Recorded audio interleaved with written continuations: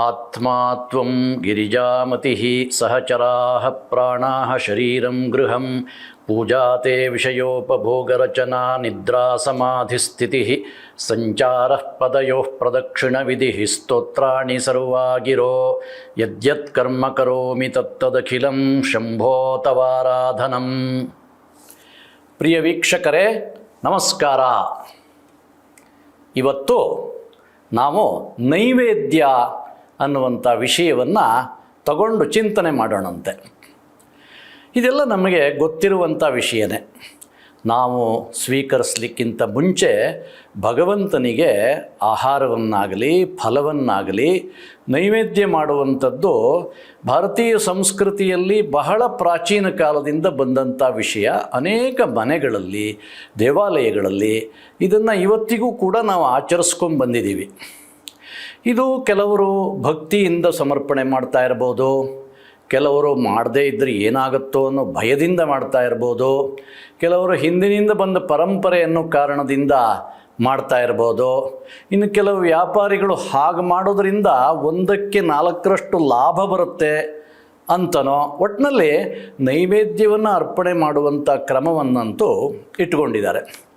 ಇನ್ನು ಕೆಲವು ವಿಚಾರಪರರು ಇವೆಲ್ಲ ಮೌಢ್ಯ ಸ್ವಾಮಿ, ಮಾನಸಿಕ ದೌರ್ಬಲ್ಯದ ಲಕ್ಷಣ, ಕಲ್ಲಿಗೆ ತೆಂಗಿನಕಾಯಿ ಒಡೆಯೋದ್ರಿಂದ ಏನು ಪ್ರಯೋಜನ, ದೇವರು ಅದನ್ನೇನಾದರೂ ತಿಂತಾನ, ಎಲ್ಲ ವಿಚಾರಹೀನತೆಯ ಆಚರಣೆಗಳು ಅಂತ ಹೇಳೋದನ್ನು ಕೂಡ ನಾವು ನೋಡ್ತೀವಿ.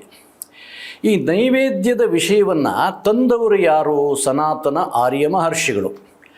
ನಾವು ಬೇರೆ ಬೇರೆಯವರ ಅಭಿಪ್ರಾಯವನ್ನು ತಗೊಳ್ಳೋದಕ್ಕಿಂತ ವಿಶೇಷವಾಗಿ ಅದನ್ನು ಯಾರು ತಂದಿದ್ದಾರೆ ಅವರ ಅಭಿಪ್ರಾಯವನ್ನು ನಾವು ಹೆಚ್ಚಾಗಿ ತಗೊಳ್ಬೇಕಾಗತ್ತೆ.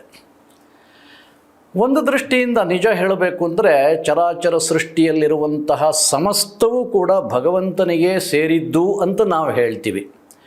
ನನ್ನದು ಅನ್ನೋದು ಏನೇನಿದೆಯೋ ಮತ್ತು ನಾನು ಏನಾಗಿದ್ದೀನೋ ಅದೆಲ್ಲವೂ ವಾಸ್ತವವಾಗಿ ನಿನ್ನದೇ ಆಗಿದೆಯಲ್ಲವೇ ಅಂತ ಒಂದು ವಾಕ್ಯ ಇದೆ.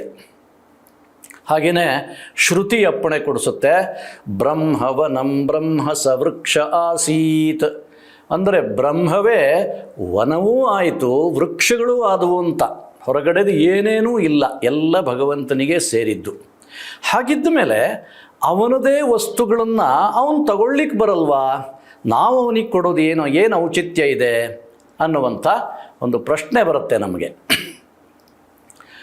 ಹಾಗಾದರೆ ಏನು ನಮಗೆ ಅವನಿಗೂ ಕೂಡ ನಮ್ಮಂತೆ ಹಸಿವು ಬಾಯಾರಿಕೆಗಳಿದೆಯಾ? ಅವನಿಗೆ ನಾವು ಸಮರ್ಪಣೆ ಮಾಡಿ ಅದನ್ನೆಲ್ಲ ಶಮನ ಮಾಡಬೇಕಾ ಅನ್ನೋದೆಲ್ಲ ಸಾಮಾನ್ಯವಾಗಿ ಪ್ರಶ್ನೆ ಬಂದಾಗ ಅದಕ್ಕೆ ಉತ್ತರ ನಾವು ಕಂಡುಕೊಳ್ಬೇಕಾಗತ್ತೆ. ಅದಕ್ಕಿಂತ ಮುಂಚೆ ನಾವು ಕೆಲವು ವಿಷಯಗಳನ್ನು ಯೋಚನೆ ಮಾಡೋಣಂತೆ. ಈಗ ನಾವು ತಲೆಯಲ್ಲಿ ಯೋಚನೆ ಮಾಡಿದ್ದನ್ನು ಇಂದ್ರಿಯಗಳ ದ್ವಾರ ಕಾರ್ಯಗತ ಮಾಡ್ತೀವಿ. ಹಾಗೆಯೇ ನಾವು ಇಂದ್ರಿಯಗಳಿಂದ, ನಮ್ಮ ಕೈಯಿಂದ, ನಮ್ಮ ನಾಲಿಗೆಯಿಂದ ಏನೇನು ಸ್ವೀಕಾರ ಮಾಡ್ತೀವಿ ಅದು ತಲೆಯವರೆಗೆ, ಮನಸ್ಸಿನವರೆಗೆ ತಲುಪಿದ ಮೇಲೆ ನಮಗೆ ಸುಖವಾಗಲಿ ದುಃಖವಾಗಲಿ ನಾವು ಫೀಲ್ ಮಾಡ್ತೀವಿ.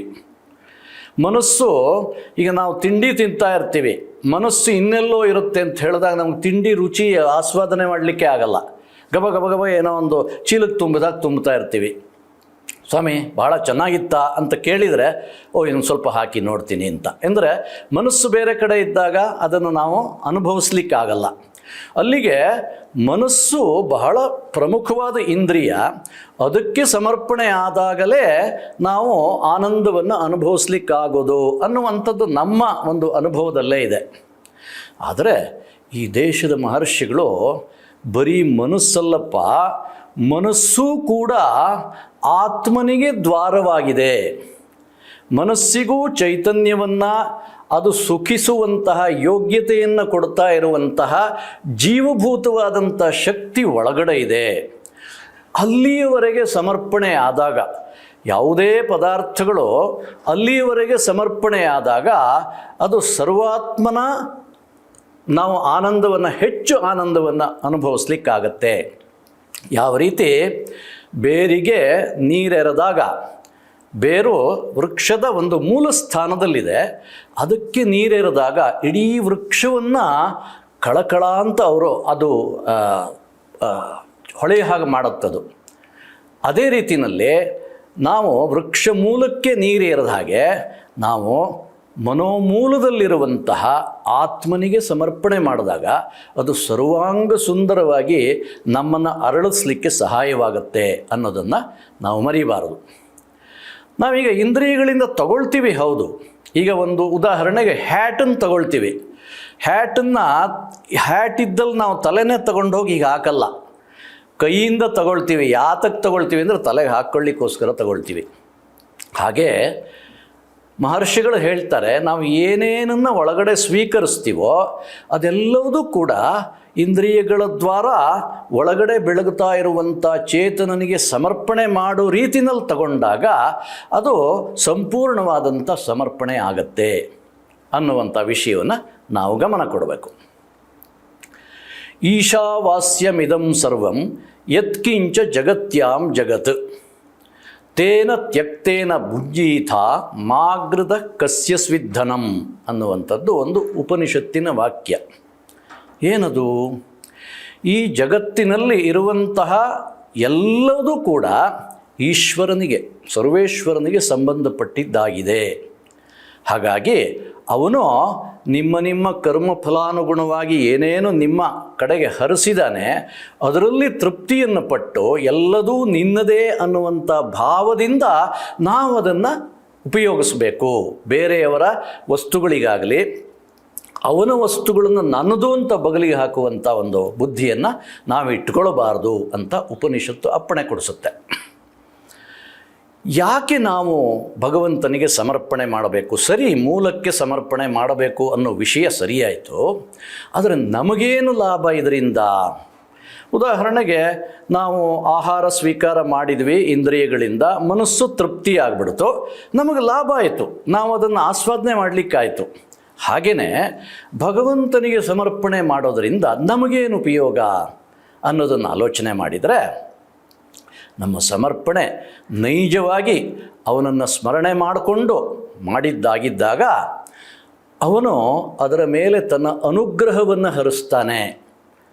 ನಾವು ಕೊಟ್ಟಂಥ ತೆಂಗಿನಕಾಯಿ ಆಗಲಿ ಬಾಳೆಹಣ್ಣಾಗಲಿ, ಅದು ತೆಂಗಿನಕಾಯಿ ಬಾಳೆಹಣ್ಣು ನಮ್ಮ ವಸ್ತುವಾಗಿ ಅಲ್ಲಿ ಸಮರ್ಪಣೆ ಆಗಿರುತ್ತೆ. ಆದರೆ ಅದನ್ನು ವಾಪಸ್ ತಗೊಳ್ಳುವಾಗ ಭಗವಂತನ ಅನುಗ್ರಹ ಪೂರ್ಣವಾಗಿ ನಮಗೆ ವಾಪಸ್ ಬರುತ್ತೆ, ಅಂದರೆ ಪ್ರಸಾದವಾಗಿ ವಾಪಸ್ ಬರುತ್ತೆ. ಅಂತಹ ಪ್ರಸಾದವನ್ನು ನಾವು ಸ್ವೀಕಾರ ಮಾಡಿದಾಗ ನಮ್ಮ ಇಂದ್ರಿಯ ಮನೋಬುದ್ಧಿಗಳೆಲ್ಲ ಪ್ರಸನ್ನವಾಗತ್ತೆ. ಯಾಕೆ? ಮೂಲಕ್ಕೆ ಸಮರ್ಪಣೆ ಮಾಡಿದ್ದೀವಿ, ಅವನ ಅನುಗ್ರಹವನ್ನು ಪ್ರಾರ್ಥನೆ ಮಾಡಿದ್ದೀವಿ. ಹಾಗೆ ಮಾಡಿದಾಗ ನಮಗೆ ನಮ್ಮ ಅಂತಹ ಆಹಾರವನ್ನು ನಾವು ಪ್ರಸಾದವಾಗಿ ಸ್ವೀಕಾರ ಮಾಡಿದಾಗ ನಮ್ಮ ಇಡೀ ಮನಸ್ಸು, ಶರೀರ, ಬುದ್ಧಿ, ಮನಸ್ಸು ಎಲ್ಲದೂ ಕೂಡ ಸತ್ ಚಿಂತನೆಯಿಂದ ತುಂಬಿ ಹೋಗುತ್ತೆ. ಒಳ್ಳೆಯ ಚಿಂತನೆಯನ್ನು ನಾವು ಮಾಡ್ತೀವಿ, ನಾವು ನೆಮ್ಮದಿಯನ್ನು ಅನುಭವಿಸೋ ಹಾಗಾಗತ್ತೆ. ಅದಕ್ಕೋಸ್ಕರ ಭಗವಂತನಿಗೆ ಸಮರ್ಪಣೆ ಮಾಡಬೇಕು. ಅವನು ಅನುಗ್ರಹಪೂರ್ಣವಾದಂಥ ದೃಷ್ಟಿಯಿಂದ ಅದು ಪ್ರಸಾದವಾದ ಮೇಲೆ ನಾವು ತಗೊಳ್ಬೇಕು ಅನ್ನುವಂತಹ ಋಷಿ ದೃಷ್ಟಿ, ಬಹಳ ವೈಜ್ಞಾನಿಕವಾದಂಥ ಋಷಿ ದೃಷ್ಟಿ ಇಲ್ಲಿದೆ. ವಿಶ್ವವೆಲ್ಲವೂ ನಾವು ಹೇಳಿದ್ವಿ ಎಲ್ಲವೂ ಅವನದೇ ಅಲ್ವಾ ಅಂತ ಹೇಳಿದರೆ, ಹೌದು, ವಿಶ್ವವೆಲ್ಲವೂ ಅವನೇ ಆಗಿದ್ರೂ ಕೂಡ ಉದಾಹರಣೆಗೆ ಎಲ್ಲ ಕಡೆ ನೀರು ಯಾವುದೋ ಒಂದು ಟ್ಯಾಂಕಿಂದ ಬರ್ತಾ ಇದೆ ನೀರು ಅಂತ ಹೇಳಿದರೆ, ನಮ್ಮನೆಗೆ ಬರಬೇಕಾದ್ರೆ ನಮ್ಮನೆ ಪೈಪ್ ಮೂಲಕ ನಮ್ಮನೆ ನಲ್ಲಿಯಿಂದನೇ ಅದು ಬರಬೇಕು. ಹಾಗಾಗಿ ನಾವು ಅವನಿಗೆ ಸಮರ್ಪಣೆ ಮಾಡಬೇಕಾದರೂ ಕೂಡ ನಮ್ಮ ಇಂದ್ರಿಯಗಳನ್ನು ದ್ವಾರ ಮಾಡಿಕೊಂಡು ಅವನಿಗೆ ಸಮರ್ಪಣೆ ಮಾಡಬೇಕು. ಈಗ ತಮಾಷೆಯಾಗಿ ಒಬ್ಬರು ಪೊಲೀಸ್ನವರು ಹಿಂದೆಲ್ಲ, ಈಗ ಸೈಕಲ್ಲೇ ಇಲ್ವಲ್ಲ, ಹಿಂದೆ ಸೈಕಲ್ಲು ಆ ಡೈನಮೋ ಇರಬೇಕಾಗಿತ್ತು. ರಾತ್ರಿ ಸೈಕಲ್ ಓಡಿಸ್ಬೇಕಾದ್ರೆ ಆ ಸೈಕಲ್ಲಿಗೆ ಲೈಟ್ ಇರಬೇಕು, ಇಲ್ಲದೆ ಇದ್ದರೆ ಪೊಲೀಸರು ಹಿಡಿತಾ ಇದ್ದರು ನಮ್ಮ ಕಾಲದಲ್ಲಿ, ಭಾಳ ಹಳೆ ಕಾಲದಲ್ಲಿ. ಸೊ ಯಾರೋ ಒಬ್ಬ ಬಹಳ ಒಂದು ಹೈವೇನಲ್ಲಿ, ಅಂದರೆ ತುಂಬ ಲೈಟ್ ಇದೆ ಅಲ್ಲಿ, ಅವನು ಸೈಕಲ್ ಹೊಡ್ಕೊಂಡು ಹೋಗ್ತಾ ಇದ್ದ, ಪೊಲೀಸ್ನವ್ನು ಹಿಡ್ಕೊಂಡ್ಬಿಟ್ಟ ಅಂತ. ಹಿಡ್ಕೊಂಡಾಗ ಅವನು ಕೇಳ್ದ ಅಂತೆ, ಯಾತಕ್ಕೋ ಲೈಟ್ ಇಲ್ಲ, ನೀನು ಸೈಕಲ್ ಬಿಡಲ್ಲ ಈಗ ಅಂತ. ಅವನು ಭಾಳ ಬುದ್ಧಿವಂತಿಕೆಯಿಂದ ಹೇಳ್ದ ಅಂತ, ಸ್ವಾಮಿ ಇಲ್ಲೆಲ್ಲ ಲೈಟ್ ಇದೆಯಲ್ಲ, ನನ್ನ ಸೈಕಲಲ್ಲಿ ಲೈಟ್ ಇಲ್ಲದೆ ಇದ್ಬಿಟ್ರೆ ಏನಾಯಿತು ಅಂತ. ತಕ್ಷಣ ಪೊಲೀಸ್ ಏನು ಮಾಡಿಬಿಟ್ಟ, ಟೈರಿಂದ ಗಾಳಿ ತೆಗೆದುಬಿಟ್ಟ.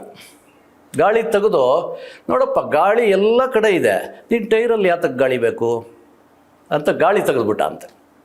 ಹಾಗಾಗಿ ನಮ್ಮ ಪಾಲಿಗೆ ಏನು ಬಂದಿದೆ, ನಮಗೊಂದು ದ್ವಾರವನ್ನಾಗಿ ಮಾಡಿಕೊಂಡು, ನಮ್ಮ ಜೀವವನ್ನು ಒಂದು ದ್ವಾರವನ್ನಾಗಿ ಮಾಡಿಕೊಂಡು ಅವನು ಸ್ವೀಕಾರ ಮಾಡಿ ಅದನ್ನು ಅನುಗ್ರಹ ಮಾಡಿ ಪ್ರಸಾದ ಮಾಡಿ ಅವನು ಕೊಡ್ತಾ ಇದ್ದಾನೆ ಅನ್ನುವಂಥ ವಿಜ್ಞಾನವನ್ನು ನೈವೇದ್ಯ ಅನ್ನೋ ವಿಷಯದಲ್ಲಿ ಮಹರ್ಷಿಗಳು ಕಂಡುಕೊಂಡಿದ್ದಾರೆ.